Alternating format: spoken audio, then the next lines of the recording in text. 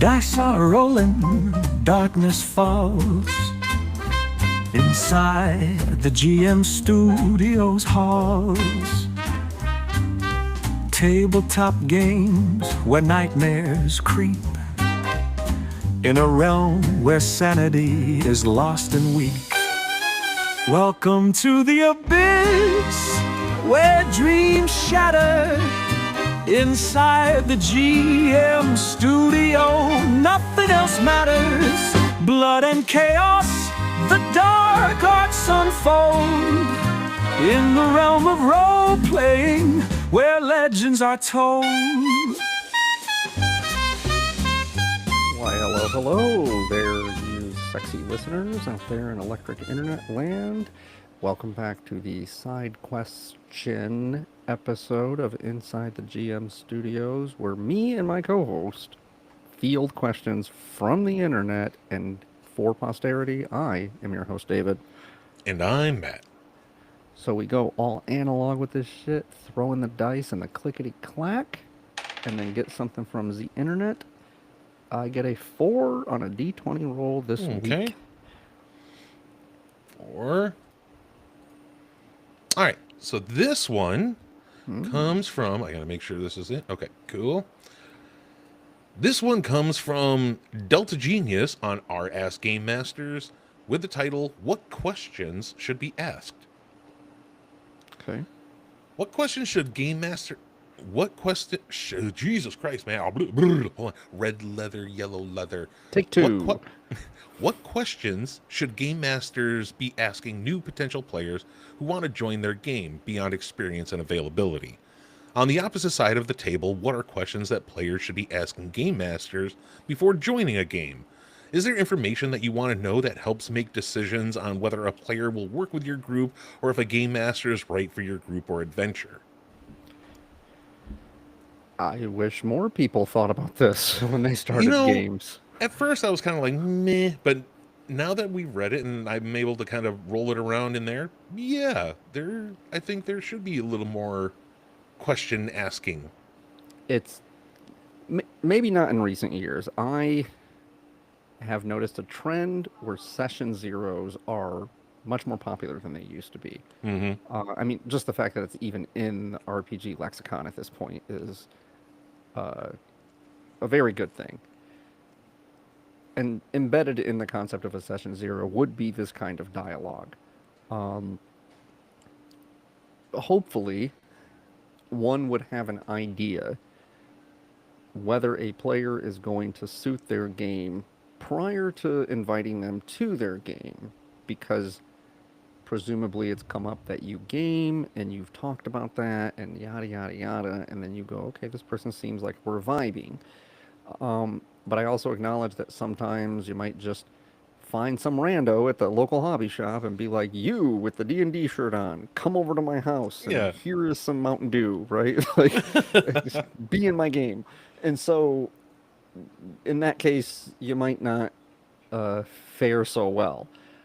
I have always basically had a fairly long interview process with people, getting to know them and their sensibilities about gaming before I invite them to my game. I don't really game with random people. However, I would think that the highest order of business for both the player and the GM, well, actually, I would say pretty much all questions are going to be trying to figure out what the expectation of one from the other is, right? What do I expect from you as a player, and what do you expect from me as a GM? And the highest order of that would be, what style of game do you like? Yeah. What do you like to run? And that leaves it open-ended enough for exploration, as to, what that means to them. Because style of game might mean one thing to you, but it might mean another thing to me. But no matter how it gets answered, just the answer itself is telling. You ask somebody what style of game they like, and what they choose to talk about first is going to be very revealing. If they choose to emphasize something like strict adherence to the rules, then you know, okay, mechanics and rule systems are heavy to them.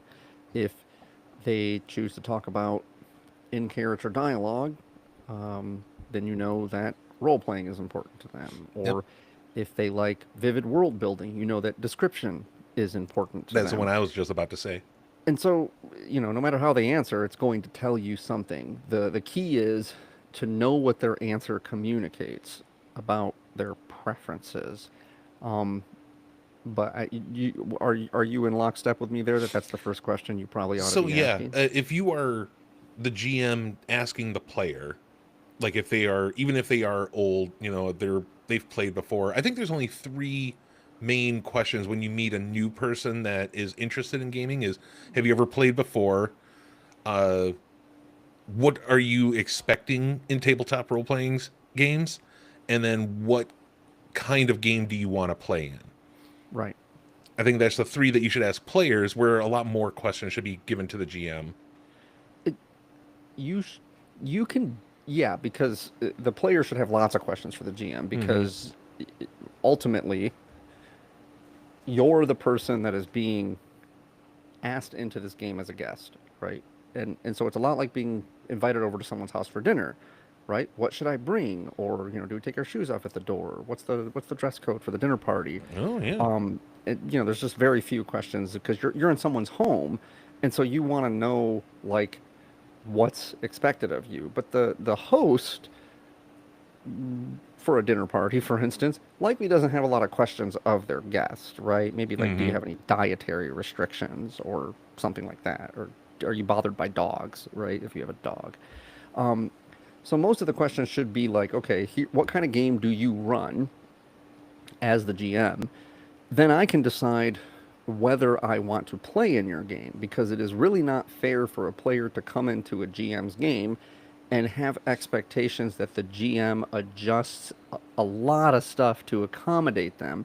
They're the one that needs to adjust slightly or decide the kind of game that they're being asked to play in doesn't suit them.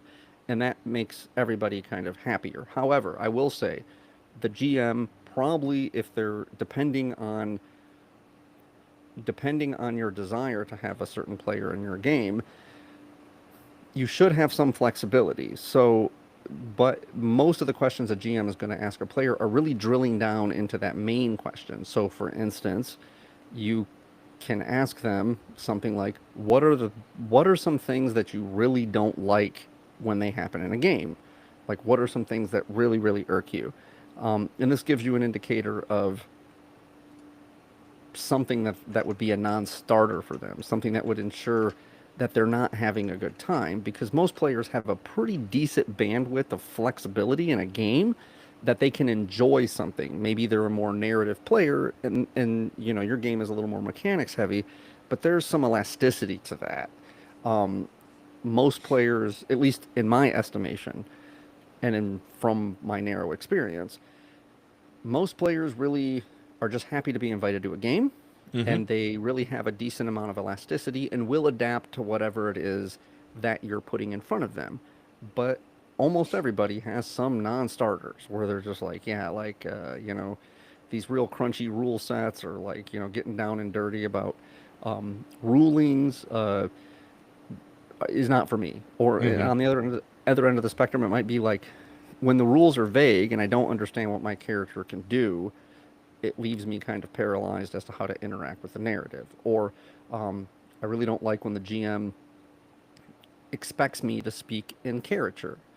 And, maybe you're the sort of GM that's a non-starter for it. You just go like, no, my character's, my players speak in character. It's essential to the world immersion and everything.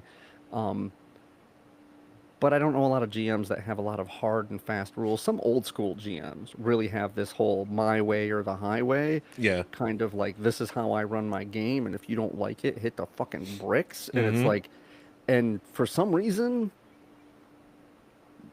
I don't know where they get this attitude from, but it seems like the players that they have trouble finding players. No fucking surprise there. Um, but the players they have, it's just like kind of, I don't know. It's kind of like reminds me of like a toxic relationship in some way, where it's like, dude, just leave Yeah. this game if it bothers you. Like, Hmm. why fucking just putting your foot? There are a whole plethora of GMs that will accommodate players because, um, but failing that, and I don't notice that as much these days.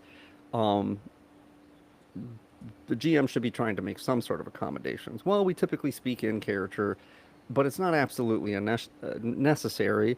Um, but I think that character motivation and some semblance of acting kind of enriches the experience. Are you adverse to kind of coming out of your shell a little bit? You know, I like to encourage players to kind of get more involved and whatever.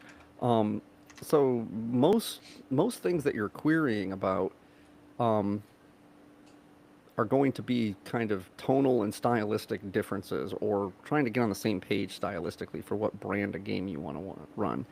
Um, Beyond that, I would imagine uh, trying to get an idea of how difficult, what the level of difficulty and intensity in the game is. Someone that wants a kind of cozy, um, almost impossible for you to die, no success is all but guaranteed. Play the game on easy mode. Is not going to jibe with someone's like, no, it's high stakes and it's like Hmm. live or die. Your TPKs are not an uncommon thing if you step on the wrong landmines. Uh, Independent, I don't know, that might fall under the umbrella of style. Um, but someone might even characterize their game in a completely different way because they think that their way of doing things is normal, Yeah. right? Like they might have just internalized so much, or maybe they haven't played with a variety of different groups that they don't realize like, yeah, I'm gonna kind of let the dice fall where they may, and I don't pull any punches on my players. They might even have an awareness that that is atypical or not normal, so they might not even mention it. So it's worth calling out like the challenge level. Because if you ask me what kind of games I like to run, I probably wouldn't say super challenging. I would say, you know, well, I like things that have good pacing, and I try to create vivid characters and you know, a decent amount of flavor text and world building. Um, that's the sort of game that I run, and it might be jarring to you that it's like, oh no, like I'll kill you, like fucking I'll kill you, like nobody's business, right? Yeah. Like, well, I didn't get that from like narrative driven and plot focused. It's like, oh yeah, I mean, because I just wouldn't think about it. But, and maybe that's not like if somebody asked you what it was like to play in my games, would that be the first thing that you said? Like, oh, like you can die and you might die, and when you do die, like there's no continuing the story on. Like David is just like, nope, new campaign Yep. now. I don't know if I've that'd be told the them first. there. You know, I've told people that have asked, you know, how is David as a dungeon master? And I was like, it's he could be hard nosed when it comes down to it. He doesn't pull punches. Yeah, and so, but I wouldn't even think to characterize myself that way because I just don't know. Uh, I guess I don't know any other way because Mm. so much of I'm that way to kind of temper the squishier aspects of my GMing, right? Where it's like I'm generally kind of the GM. I think that it's like if you have a cool character idea, you have something that really does serve the story, it doesn't break the game mechanically, you're not trying to get one over on me. Like I'm more likely just to be like, yeah, sure, do it. I love that, right? I love this character stuff and this moving the plot and like this mystery, character secrets and shit like that. Um, but just because I'm flexible in that regard doesn't mean I'm flexible in other regards. So Right. you're trying to kind of suss out different aspects of the game. Challenge is a big one, and I don't know. Is that something that you ask GMs or GMs have asked you if you play in their games, like what the challenge level is? I've had some people that we've done like one shots for that asked, you know, how hard is this going to be? And I even asked them, I was like, the rules, you know, the mechanics. And I said, no, those are fine. I want to know, you know, is it going to be more social or is it going to be more combat heavy? And then how easily is it going to be to die? Hmm. So I think a lot of people are worried about because they want to know that up top Hmm. that they might want to structure their character a different way. They want to make them a little more hardier. If you say, Yeah, yeah, it's going to be tough. yeah. I mean, that's kind of a sub. To me, that's again, they all kind of funnel down from that whole style of game question. Yeah. Challenge would be kind of like a narrower version, but then again, like character creation would matter too. You know, how much, how much of the rule set is really applicable. You know, Yeah. I'm considering taking a character that has these spells or these class features. Are those things that are going to be super relevant? You know, I don't know how much exploration matters. If I take a ranger that's like exploration focused, overland travel with the speeding up travel time, you might feel kind of robbed of like certain aspects of your character if the the game never calls for it, right? You're always just kind of jumping from one scene to another. Big locales. It's like, well, I have this travel thing that allows us to travel faster, or I have this thing that allows me to like search areas quickly, or you know, I focused my character on being good at picking locks and disarming traps, where those are very rarely come up. Um, I remember having I remember having that frustration in the fourth edition game.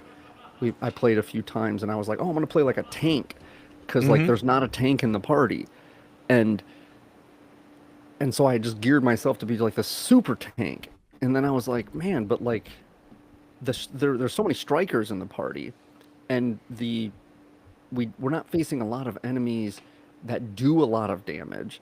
They're like brutes. They have a lot of hit points, or they're soldiers. They have a lot of hit points, um, but they don't do a lot of damage. So my all of my things, the options that I had chosen to like protect people and have lots of hit points and have high armor class, like I never really got a chance to use them because the rest of the strikers in the party were just grinding through enemies. And I was like, ah, I wish I had just kind of played something different here. It would have been more useful than, um, but because I just didn't really have much experience with fourth edition, and I didn't know much about the party dynamics, it just was kind of like, ah, like I mean, it's cool and everything, but it can leave players feeling like second class players, Mm-hmm. like they have second class characters, and you never want that. Like, so getting an idea of what the utility of certain builds or what the certain aspects of the game are emphasized, you know that if it's a real combat heavy, don't choose like a utility wizard, for instance, as a character that you're playing, or someone that's good at exploration or social encounters, because you're just going to feel useless. And if you never played with this group before, you don't know what the other players is like. Oh, it's a rogue and it's a ranger and it's a barbarian. You know, it's like there's probably a reason for that because they know that those are the kind of optimum builds for a certain world that the GM is going to create. Down in the comments here, this person, which I know that we've brought up their comments before because I don't know, I'm starting to remember these names. I Minor has a list of 26 questions for the GM, but I'm just going to go over a It's a couple of them lot. because I think a couple of them are really good, and some of them are like meh. And even some of them are more just D&D focused than actually game focused. But Hmm. like, if you're joining a game that's already in process, you know, what level are we starting at, and is multi-classing allowed? Sure. How do you want me to create my character, like in D&D or even any other game that has two different ways, like Pathfinder, Savage Worlds, that have multiple ways of making a character? Are we using point buy, standard array, random number generation? These are all like the basic ones. And then what Hmm. official books can we use? That's a big one. Oh I yeah, think that's is a a really great big one. one. Like, which books do you not want me to pull from? Which ones can we use? Hmm. Is homebrew allowed? Another big one. Same Um, question though, really. yeah, really it is. This one, I think, this is a good question. I never thought about asking one of this. Can I make a character that can fly or has a climb speed? I guess some GMs might be against flying characters. Like if you're playing an Aarakocra or anything else with like a spider climb ability. Yeah, but to me, that's also a sub question of the which official books can we use. Uh, and it would be part of the reason why I would govern, like, yeah, I don't want to deal with that. I don't want to deal with climb speed or fly speed. So I'm not going Hmm. to allow whatever source empowers the player to make those choices. Um, then some other good ones that I think, like, oh, like here, if you're just joining a game that's already in progress, what's the plot hook of the game? Maybe you want to make your character that evolves around or revolves around that. Um, what's another good one here? Oh yeah, how I about would add, no, I was going to add, actually, I just thought about it, like asking your GM, this is probably not a question for players, but for players to ask the GM, how much backstory should I be coming up with? That's another one. They have number 24. How much character backstory should I write? And Yes. number 25. This one actually kind of broke my heart a little bit. Number 25, right below it. Will anything that I write actually matter? Oh, yeah, yeah. That's pretty key, you know. Mm, But the first question should answer the second question, because if you're having a player write backstory that doesn't matter, then you might as well not have them write that. If yeah. you're never going to incorporate it, so that might be a question that a GM has for a player, which would be, how much would you like me to incorporate backstory, character history into the game? And as a subset, do you want to leave that open ended? Do you like the mystery of me filling in your backstory for you? I don't want to rob you of any agency, but Hmm. I also don't want to dump a homework assignment in your lap if it's not what you're interested in. Then that gives the GM autonomy kind of to sprinkle in some aspects of the character's backstory if they like that, especially if they're the kind of player that is like, look, I like it when things kind of feel personal to my character, um, but I don't want to be bothered to write like an entire memoir for my guy. Maybe some here and there. That would be a question that a GM would have when you write your character backstory. How comfortable are you with me filling in details that you did not include? Um, some players hate that, from what I understand. I've never had a problem with it. Players seem perfectly fine with it. But some players, like, they just like, well, that's not. No, I didn't. I never spent any time over there. You know, it's like that's not that's not what I envisioned for my guy. It's like, oh, okay. Like, then maybe you should have detailed that. But Hmm. um, Other than that, I think there's one other big question in here that a minor said is, uh, what's your thoughts on PvP? Are any inter-party PvP strictly disallowed, something to think about, or free for all? I think that's a good question, but I think that's also the GM's like job is to, before, if they are inviting you to their game, they should at least mhm, give you a good rundown of what they're, mhm, this is the theme, this is the world. If you are not playing in a setting that has already its own, pantheon or whatever, these are the gods that I have. If you want to play a holy character, uh, things like that. And I think that would be something in there. Yes, I do allow PvP, or I really suggest not. I don't mind inter-party. I don't know how to say, like, anger, but I don't conflict. want you attacking conflict. Thank you, but I don't Yeah. think you should be attacking other players. Yeah, and so it just depends on, as a subset of that, I would say, or one thing that would give rise to that is probably getting an understanding if there are any alignments that are out of bounds. Mm-hmm. Um, are there any alignments that I cannot play, or what are the list of alignments that I can play? How important is alignment? Because historically, when we played like in second edition, players playing disparate alignments is the most likely cause of there being some sort of PvP situation. Um, Sparingly, I don't mind it myself. It happened in our Curse of Strahd campaign. I thought it was probably the only, because it served the plot, and Yeah, I yeah. thought that was interesting. But if it's just a spat where the characters are like, I mean, frankly, think about it in real terms. If you got into a fist fight with a buddy or a coworker, the likelihood that you're going to keep being friends with them or keep working with them is not very good. It is kind of like a relationship ending thing as a typical result. And that's not even deadly combat, right? Like, you're talking about drawing a sword on someone and fighting them. It's either really relevant to the plot as some sort of culmination of some sort of character arcs, in which case it might be okay. But if it's just a personal spat that devolves into like violence and hostility, that to me communicates that the players' goals are not particularly well aligned, and they ought to be if they're all like part of the central thread of the plot. All right. Well, I got nothing else for this here, unless you got anything to end on, David. That might be the end. No, I think that's about all I got to say. All right. Well, then let's just go